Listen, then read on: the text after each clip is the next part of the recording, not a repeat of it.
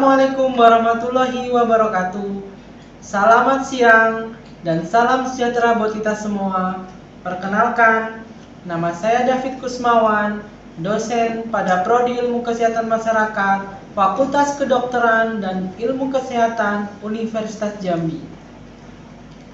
Pada kesempatan kali ini, saya akan menerangkan mata kuliah yang saya ampu, yaitu mata kuliah Toksikologi Industri pada peminatan kesehatan dan keselamatan kerja.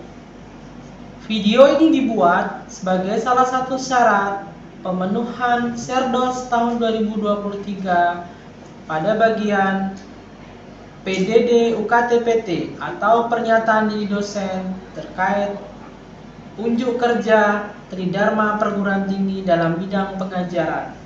Mata kuliah Toksikologi Industri ini mempunyai capaian pembelajaran terdiri atas sikap, pengetahuan, dan keterampilan umum antara lain berkontribusi dalam peningkatan mutu, kehidupan bermasyarakat, berbangsa, bernegara, dan kemajuan peradaban berdasarkan Pancasila. Aspek pengetahuan yang ditekankan yaitu menguasai konsep teori toksikologi industri berbasis pendidikan karakter, keberagaman yang terbaru dalam pendidikan ilmu kesehatan masyarakat, penguasaan konsep teori, metode, falsafah di bidang kesehatan masyarakat secara sistematis. Aspek keterampilan umum yang ditekankan, mahasiswa mampu menerapkan pemikiran logis, kritis, sistematis, inovatif dalam konteks pengembangan dan implementasi ilmu pengetahuan dan teknologi, khususnya di bidang toksikologi industri. Mata kuliah toksikologi industri ini mempunyai capaian pembelajaran khusus antara lain mahasiswa mampu menguasai aspek konsep, teori, dan teknik informasi di bidang toksikologi industri. Kedua, mahasiswa mampu menguasai aspek teori, konsep pajanan, dan hubungannya. Selanjutnya, mahasiswa mampu memahami konsep, teori, praktek terkait efek toksik dan kesehatan. Mahasiswa mampu memahami aspek teori dan konsep terkait metode pengujian toksisitas. Selanjutnya, mahasiswa mampu memahami dan menguasai konsep, teori, dan praktek dari toksikokinetik dan sinobiotika dalam konteks toksikologi industri. Mata kuliah toksikologi industri memiliki beberapa pustaka yang digunakan, antara lain Kasarat and Dolls tahun 2019 dengan judul Toksikologi The Basic of Poison tahun 2019 yang diterbitkan oleh McGraw-Hill Education. Luttrell and Jederberg tahun 2008 dengan judul Toksikologi Principle for the Industrial Hygienist. Burcham tahun 2013 dengan judul An Introduction to Toxicology. Perangkat lunak yang digunakan berupa PowerPoint, e-book, dan Zoom meeting. Sedangkan perangkat keras yang digunakan smartboard, LCD, proyektor, dan buku ajar toksikologi industri. Mata ajaran toksikologi industri ini disampaikan dengan metode DIA, Delivery, Interaction, and Assessment. Evaluasi atau asesmen pada mata kuliah toksikologi industri terdiri atas beberapa hal. Pertama, kuis, kemudian studi kasus dan tugas presentasi, UAS, dan UTS masing-masing sebesar 5%, 15%, 40% untuk UTS dan UAS. Metode pembelajaran digunakan berupa sinkronus dan asinkronus menggunakan Zoom meeting. Instrumen penilaian presentasi yang ditekankan antara lain penyajian, aspek naskah presentasi, sikap, dan penampilan. Sedangkan untuk penilaian presentasi makalah, pertama yang dinilai adalah sistematika berpikir, isi atau konten, gaya presentasi, kemampuan dan menanggapi pertanyaan, kemampuan untuk mempertahankan argumen. Demikian penjelasan singkat terkait mata kuliah yang saya ampu di bidang toksikologi industri. Terima kasih atas perhatiannya. Assalamualaikum warahmatullahi wabarakatuh. Assalamualaikum warahmatullahi wabarakatuh. Waalaikumsalam warahmatullahi wabarakatuh. Selamat siang dan salam sejahtera buat kita semua. Terima kasih kehadirannya pada siang hari ini di mata kuliah Toksikologi Industri. Pada materi pada siang hari ini, kita akan berdiskusi, sharing, dan membicarakan terkait pengujian toksisitas bahan-bahan toksikan melalui pendekatan hewan coba. Oke, kita sudah masuk pertemuan keempat atau kelima. Kita sudah mempelajarin kemarin sejarah toksikologi industri, pembagian toksikologi industri, kemudian juga bahan-bahan toksikan, kemudian bagaimana efeknya ketika dia masuk ke dalam tubuh. Kemarin ingat ada potensiasi, ada sinergisme. Kemudian nanti ada sasaran organ target, apa yang khas dari setiap toksikan. Dan sekarang kita akan berdiskusi terkait metode pengujian toksisitas sebuah toksikan di industri. Ada yang tahu apa itu metode pengujian? Udah pernah dengar? Belum. Jadi ini adalah cara yang biasa dilakukan oleh para ilmuwan atau orang yang concern di bidang toksikologi industri untuk menentukan bahan toksikan itu seberapa toksik atau dia sangat super toksik. Ingat ya yang sudah saya sampaikan, ada dulu bahan kimia itu sangat bersifat toksik, kemudian super toksik, dengan konsentrasinya masing-masing. Ada yang sampai 0,0001 mg itu disebut sangat super toksik. Nah, bagaimana cara mengetahuinya? Itu para ilmuwan, para ahli melakukan berbagai metode pengujian. Salah satunya dengan menggunakan hewan coba. Jadi dilakukan pengujian melalui hewan coba. Oke, ini sebuah pernyataan yang sangat legenda dari Paracelsus. Ada yang tahu Paracelsus siapa? Dia seorang dokter umum, kemudian juga seorang alkemis, ahli kimia. Tahun 1493, sampai meninggal pada tahun 1541. Jadi beliau menyatakan bahwa pada setiap zat atau setiap bahan itu sebagian besar itu ada racunnya. Dan tidak ada sesuatu tanpa racun. Yang membedakan antara material atau toksikan itu disebut racun atau bukan racun, itu adalah dosisnya. Jadi obat bisa kita katakan sebagai racun manakala dosisnya melebihi ambang batas. Namun obat juga bisa sebagai bahan penyembuh manakala dosisnya tepat. Oke? Tujuan dari pengujian toksisitas ini pertama adalah untuk memberikan atau mencari sebuah judgement. Ada yang tahu judgement? Justifikasi. Justifikasi tentang sebuah risiko.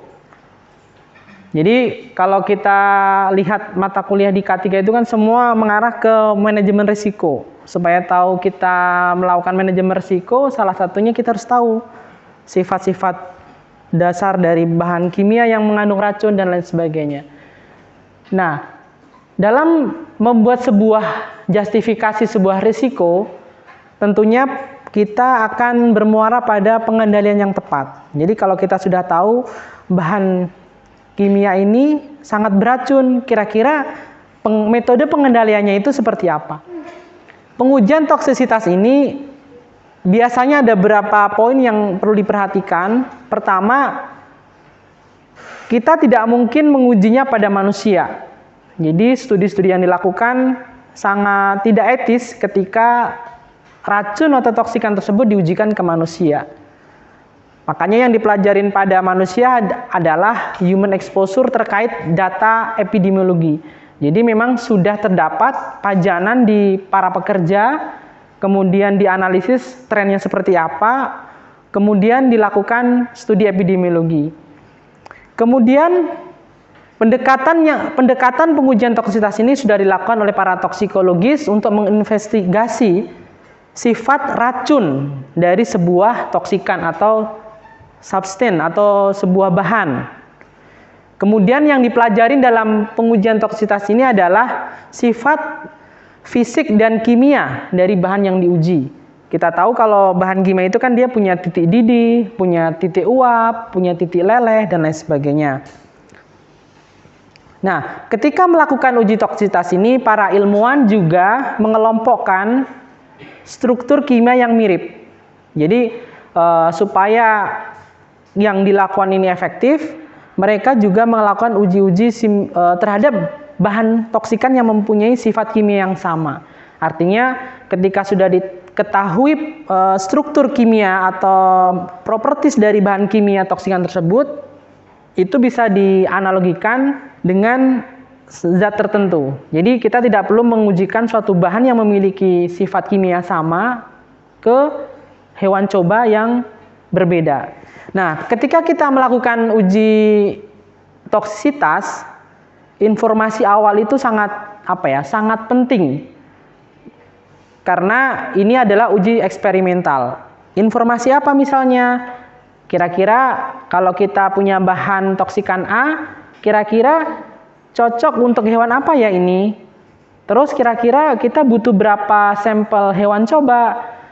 Terus misalnya kira-kira berapa lama pajanan yang akan kita lakukan? Kemudian rutenya bagaimana? Apakah kita perlu secara dermal atau kita inhalasi atau melalui ingesti atau harus melalui saluran pencernaan? Ini informasi ini kita butuhkan, kita gali, kita inventaris sebelum melakukan sebuah uji toksisitas. Pengujian toksisitas sudah seperti saya sampaikan di awal tidak akan menggunakan manusia sebagai kelinci percobaan. Namun yang digunakan adalah melalui hewan coba. Jadi hewan coba masih menjadi pendekatan utama dalam melakukan uji toksisitas. Jadi uji toksisitas itu macam-macam. Bisa kalau kita lihat misalnya kita divaksin, itu proses pembuatan vaksin itu sangat panjang, mulai uji praklinis, kemudian klinis, sebelum itu ada uji melalui hewan coba. Nah, itu salah satunya untuk mengetahui apakah vaksin yang akan diproduksi tadi aman. Sama seperti vaksin, ada obat. Obat itu sebelum diedarkan ke pasaran melalui berbagai macam uji. Jadi, hewan coba menjadi salah satu pendekatan yang sering dilakukan. Namun ada beberapa hal di dalam penggunaan uji coba melalui hewan coba ini. Pertama, ada kontroversial isu. Jadi sekarang itu kalau kita lihat ada kesejahteraan hewan, animal welfare namanya.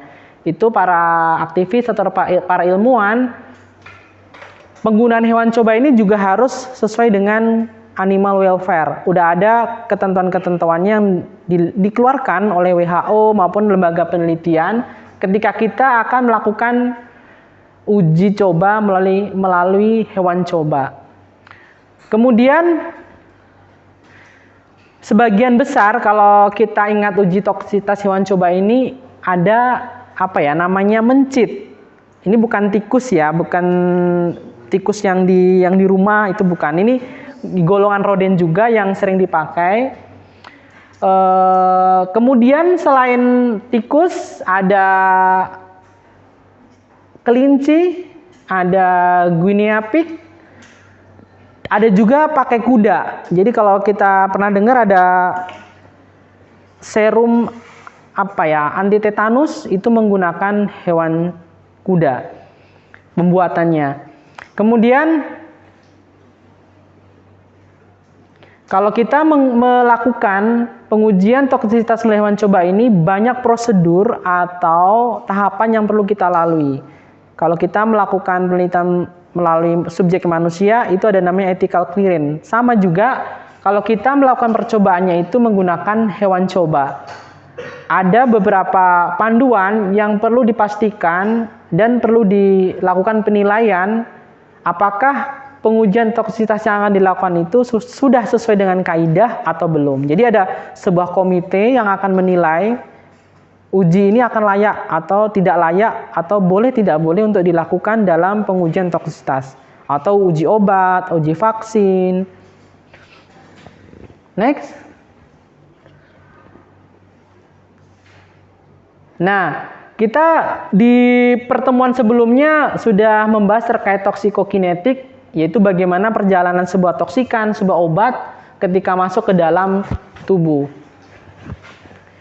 Toksikokinetik pada pengujian melalui hewan coba adalah bagaimana substansi atau bahan kimia yang dimaksud akan diabsorpsi, kemudian didistribusikan melalui sistem pembuluh darah, di metabolisme. Ingat ya, di metabolismenya di mana? Di hati. Kemudian diekspresikan melalui saluran, bisa saluran pencernaan melalui urinasi atau melalui defekasi. Kemudian kalau uji toksisitas ini juga akan mengukur metabolit. Ingat metabolit itu apa kemarin ya? Adalah substansi yang dikeluarkan setelah ada proses metabolisme melalui tubuh. Nah, pertimbangan yang perlu dilakukan juga selain melalui pendekatan uji toksikokinetik atau perjalanan toksikan tadi dalam tubuh, yaitu melalui modeling, yaitu melalui sebuah toksikokinetik modeling melalui sebuah komputer. Jadi ternyata bisa dipetakan atau bisa diekstrapolasi. Nah, metodenya ada 3. Pertama, akut. Akut itu apa? Berlangsung secara cepat. Kemudian short term. Short term itu berarti artinya lebih dari akut. Dia bisa ukurannya bisa hari dan bisa minggu. Kalau long term bisa bulan, bisa sampai tahunan. Jadi kita membayangkan misalnya ada kelinci dikasih pajanan sebuah toksikan, kita pengen tahu efeknya itu terhadap paru-parunya, kita pengen tahu efeknya terhadap ginjalnya, itu diekspos selama 1 tahun misalnya. Jadi kita pengen tahu perubahan apa, organ-organ apa yang berubah misalnya secara histopatologi dengan pajanan. Misalnya kita pengen tahu pajanan partikulat meter terhadap struktur anatomi paru-paru kelinci gitu. Nah, itu bisa bertahun-tahunan. Tergantung pemilihan metode ini tergantung dari bahan kimia atau toksikan yang ingin kita uji dan sifat-sifatnya. Oke, sekarang kita akan membicarakan bagaimana dosis yang tepat, kemudian jumlah hewan coba yang akan digunakan untuk melakukan uji toksisitas secara akut. Dalam menentukan LD50, ada beberapa hal yang perlu kita perhatikan. Pertama, perlu dipilih dosis yang akan membunuh sekitar separuh jumlah hewan. Jadi kita harus menentukan dosisnya itu berapa. Kemudian dosis yang membunuh lebih dari separuh, kalau bisa kurang dari 90%. Dan yang ketiga, dosis yang membunuh kurang dari separuh, kalau bisa lebih dari 10%. Kemudian secara umum, lethal dose 50 akan lebih tepat bila menggunakan banyak hewan untuk tiap dosis. Jadi ini gambarannya ketika banyak hewan coba yang kita pakai grupnya, itu akan rentang nilai yang akan kita dapat lebih banyak. Jadi gambarnya begini, kita pengen tahu sebuah toksisitas LD50 dari sebuah toksikan A misalnya. Kita nggak tahu sama sekali. Kalau kita pengen tahu secara tepat LD50-nya, kita akan membagi toksikan tadi secara pembagiannya akan sangat sedikit. Misalnya kelompok A, misalnya kelompoknya juga diperbanyak. Kelompok A misalnya itu dosisnya 0,1.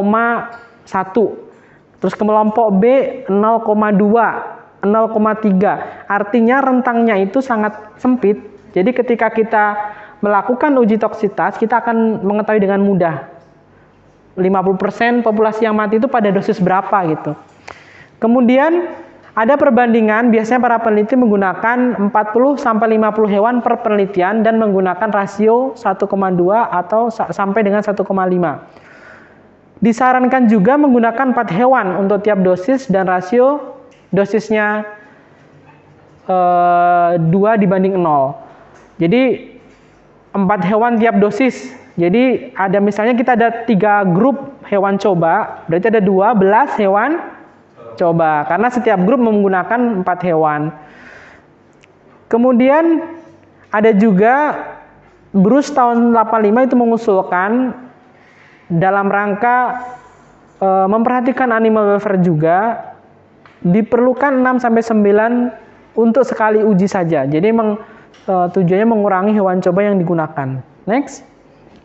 Nah, ini suasana di laboratorium bagaimana manajemen dan mengatur hewan coba sebelum digunakan. Jadi mereka harus, kalau sebagai gambaran, mereka harus diterapkan atau mereka harus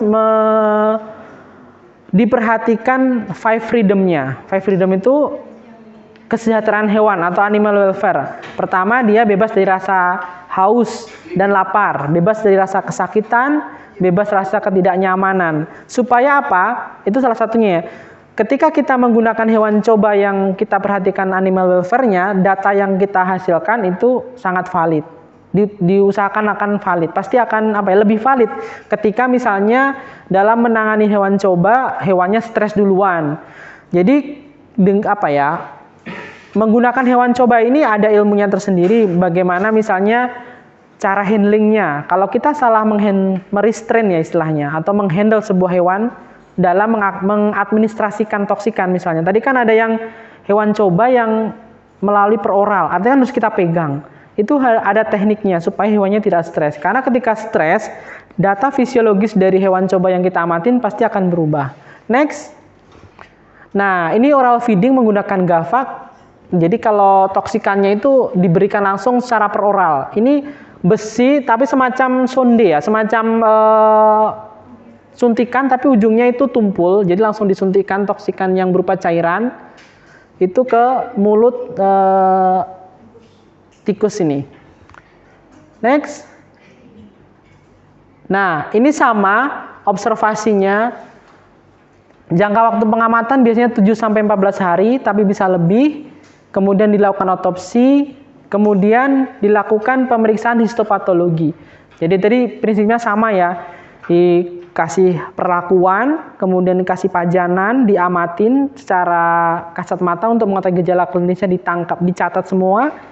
Baru dilakukan prosedur histopatologi. Jadi bedah bangkai tadi organnya dikategorikan, misalnya paru-paru, sistem pencernaan, kemudian dibuat preparat histopatologi. Preparat histopatologi itu untuk mengetahui secara molekular kerusakan apa dari sel yang terpajan tadi. Next. Nah, ini adalah organ-organ yang sudah dikelompokkan. Misalnya ini adalah paru-paru, ada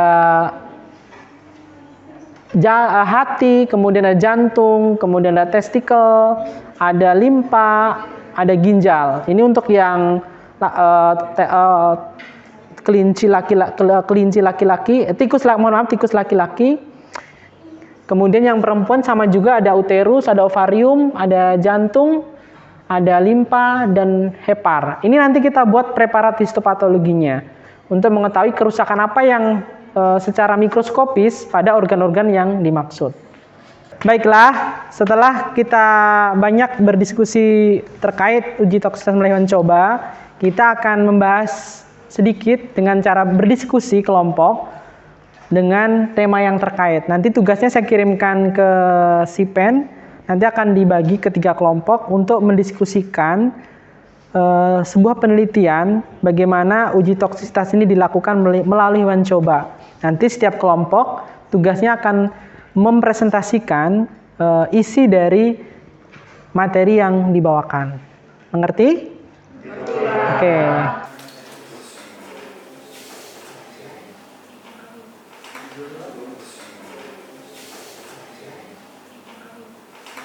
Jawaban apa? Hasil diskusi ini. Di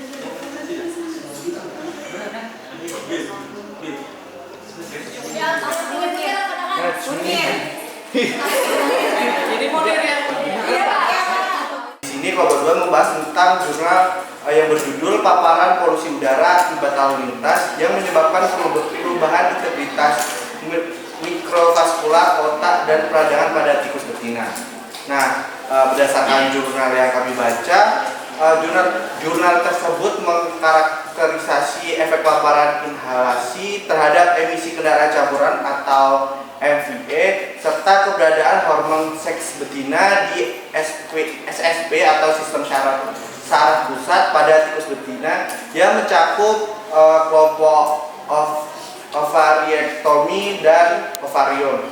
Nah, dari hasil penelitian yang sudah dilakukan pada jurnal tersebut itu menunjukkan bahwa paparan yang dikeluarkan oleh FIE mengakibatkan perubahan integritas mikrovaskuler cerebral yang dibuktikan dengan penurunan ekspresi protein TJ, Claudin 5 dan Oclaudin pada mikrovaskular cerebral tikus betina. Nah, secara kolektif hasil menunjukkan bahwa paparan polusi udara akibat lalu lintas mengubah integritas neurovaskular dan meningkatkan peradangan pada sistem syaraf pusat pada tikus betina.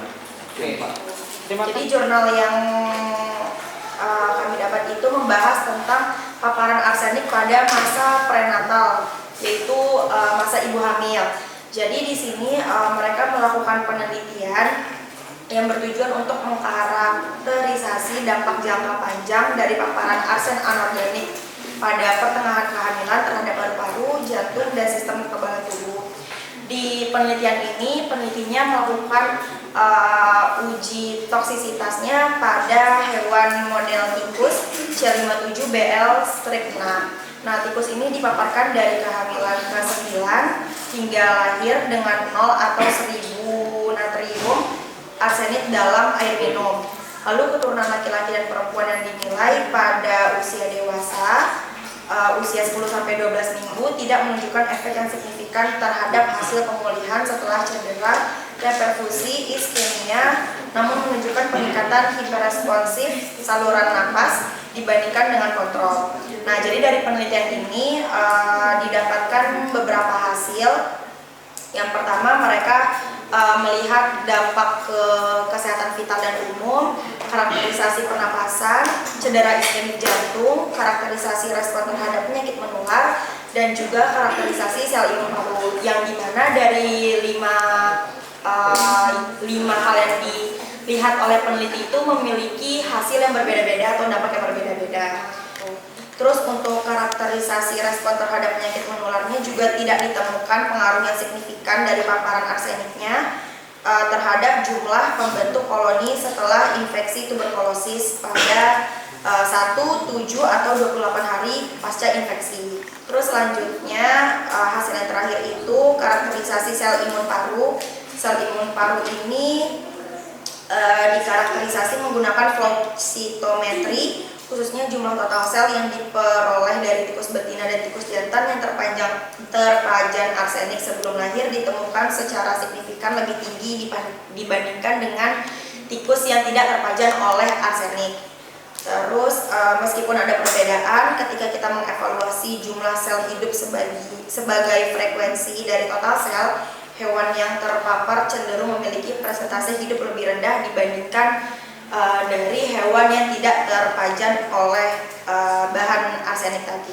Tadi kita sudah mendengarkan 3 paparan dari 3 kelompok yang diwakili oleh salah satunya ada Nasiwa, ada siapa tadi? Rifanda dan Munir. Jadi sebagian besar membahas bagaimana berbagai macam toksikan, ada yang dari partikulat, ada arsen, ada juga yang tadi apa yang satu yang Rifanda? Partikulat, sama juga partikulat tapi dari kendaraan, yang ini dari arsen. Ternyata kalau kita uji cobakan baik pajanannya, ada yang tadi yang akut, ada yang long nggak tadi hasil jurnalnya? Pajanannya short time atau ada long term? Ada yang long term karena kan ibu hamil ya.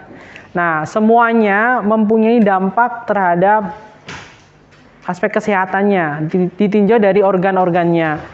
Jadi kuliah kita pada bab ini terkait pengujian toksisitas ini sangat diperlukan oleh ahli-ahli toksikologi untuk menentukan tadi ya, seberapa besar dampak efeknya, kemudian kalau misalnya hierarki pengendalian apa sih yang tepat, kalau misalnya ada bahan partikulat itu kira-kira apa. Jadi berbagai macam studi toksisitas ini pasti selalu menggunakan hewan coba. Nah, data ini pasti bisa diekstrapolasikan ke manusia gitu. Jadi kalau misalnya untuk menentukan misalnya manusianya itu efek negatifnya apa, itu nggak perlu manusianya dipajang dengan partikulat. Oh, ternyata paru-parunya rusak. Karena sangat tidak etis, makanya dilakukan pengujian melalui hewan coba. Oke, ada pertanyaan materi kita pada hari ini?